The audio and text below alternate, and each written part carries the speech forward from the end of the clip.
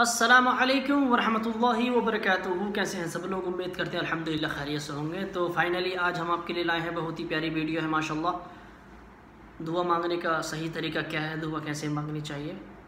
تو آئیے سناتے ہیں اور امید کرتے ہیں آپ اس کو پورا سنیں گے۔ تو آئیے بسم اللہ الرحمن الرحیم۔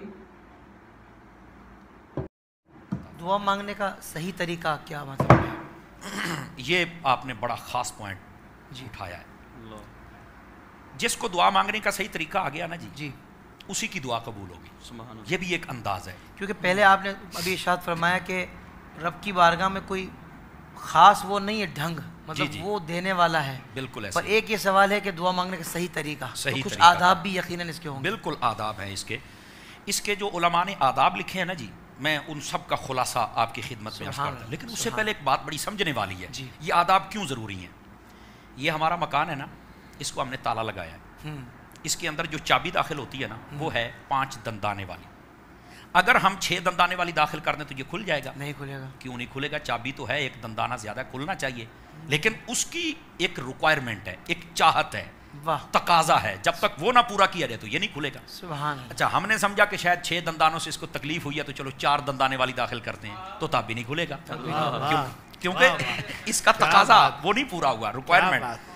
تو دعا کرنے کا سب سے پہلا اور بڑا اصول یہ ہے کہ جب دعا کرنی ہے نہ ہاتھ سے بڑھنا ہے اور نہ کم ہونا ہے، رائٹ لیفٹ نہیں ہونا، جو حدود متعین ہیں ان کے اندر رہنا۔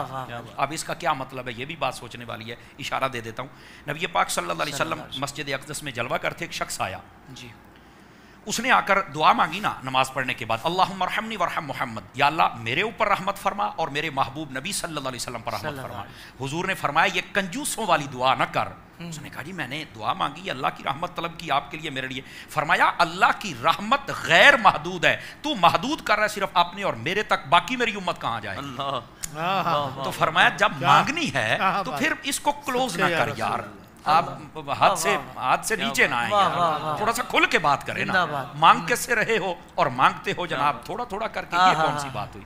تو آقا صلی اللہ علیہ وسلم نے فرمایا نہیں، اس نے کہا پھر کیا کروں؟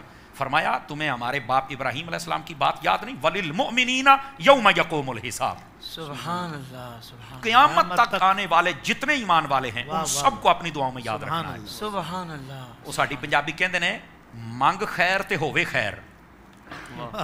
اس کا مطلب یہ کسی کے لیے بھلا طلب کر تو اللہ تیرا بھلا فرمائے گا۔ تو اس لیے پہلی بات یہ ہے۔ دوسری بات کہ حد سے بڑھنا بھی نہیں ہے۔ مثال کے طور پر کوئی بندہ دعا کر رہا ہے اور دعا کرتے کہتا ہے یا اللہ مجھے نا جنت کا دائیں جانے والا ایک محل دے دے بس۔ یہ بعض روایتوں میں یہ بھی صوفیاء نے لکھا ہے کہ ایک دعا کر رہا تھا، اس نے یہی کہا جنت میں بس دائیں جانے والا ایک محل مجھے دے دے، مجھے اور کچھ نہیں چاہیے۔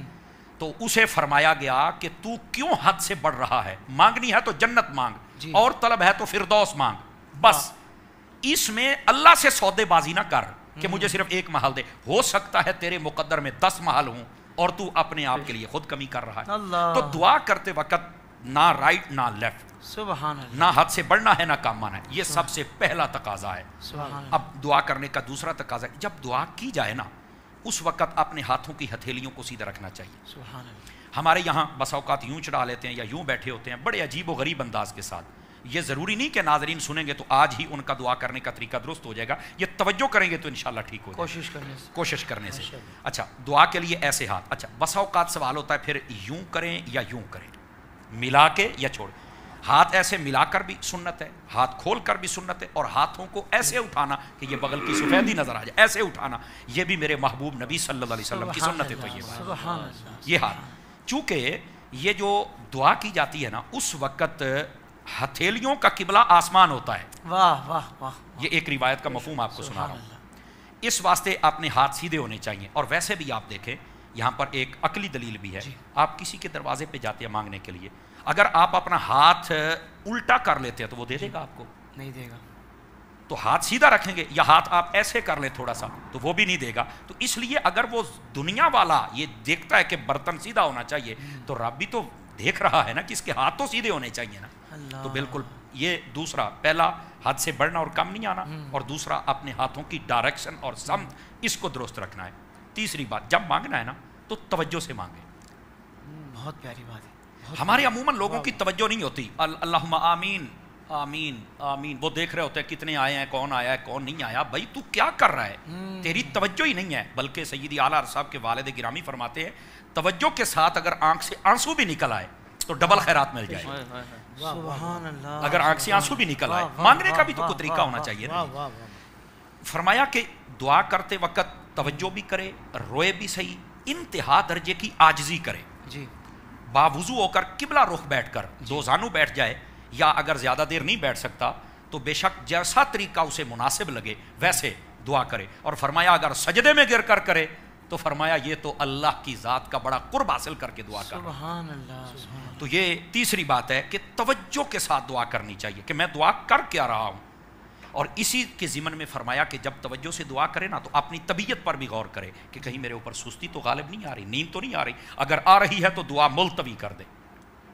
बस जब दुआ मुलतवी कर देगा तो जब वक्त आए तो फिर उस वक्त मांग ले, फरमा उसी वक्त ख़त्म कर दे। ये तीसरी बात। चौथी बात, दुआ जब मांगे ना तो इस यकीन से मांगे कि मुझे मिलेगा।